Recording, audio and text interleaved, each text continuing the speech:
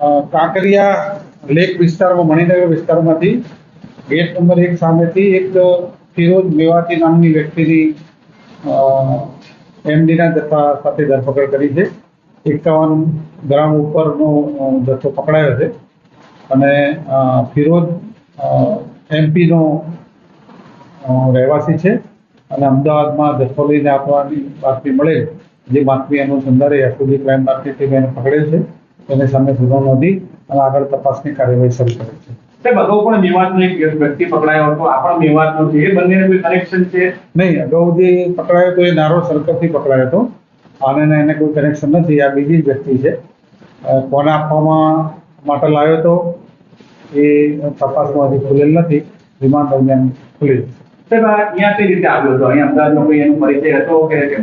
નહીં, અમદાવાદમાં 2-3 મહિના પહેલા મજૂરી કરતો હતો અને એ રહેતો હતો.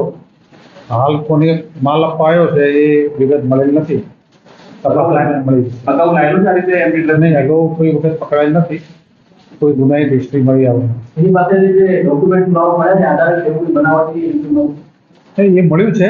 તો એ બનાવટી છે કે સાચું છે તપાસ દરમિયાન ખુલ્યું. પ્રથમવાર જ લાવ્યો છે એવી કબૂલાત કરી છે. આજે આરોપી છે આ એમપીથી અહીંયા ટ્રાન્સપોર્ટ કઈ રીતે કરીને આવ્યો? એ રેલવેમાં આવ્યો. રેલવેમાં આવ્યો. અને અગાઉ આ ગુના અને આરોપીને ડ્રગ્સ આપનાર એક વ્યક્તિનું નામ સામે આવ્યું છે. એ ક્યાંનો છે, કોણ છે?